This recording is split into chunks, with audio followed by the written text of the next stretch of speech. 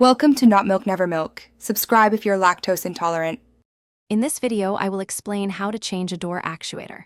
First, gather your essential tools, including a comprehensive screwdriver set, specialized trim removal tools, and, of course, your brand new door actuator. Before starting any work, it's crucial to disconnect your vehicle's battery to prevent any electrical mishaps.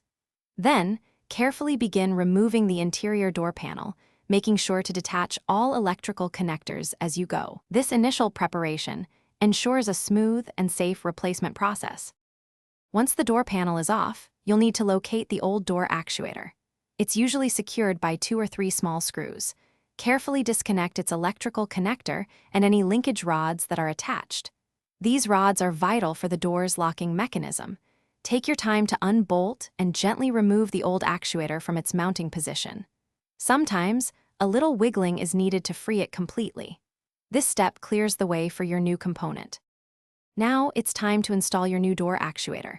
Carefully position it in the same spot where the old one was and secure it firmly with the mounting screws. Next, reattach all the linkage rods, ensuring they move freely and correctly without any binding. This is critical for proper door lock operation. Finally, connect the electrical connector to the new actuator. Double-check all connections to make sure they are snug and secure before moving on to the next step. With the new actuator in place, it's time for reassembly.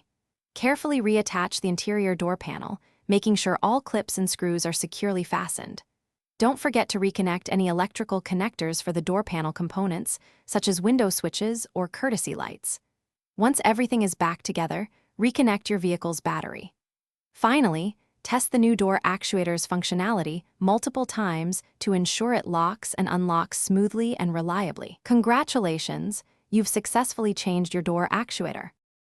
Thanks for watching. If this was helpful, leave a like and consider subscribing. See you next time.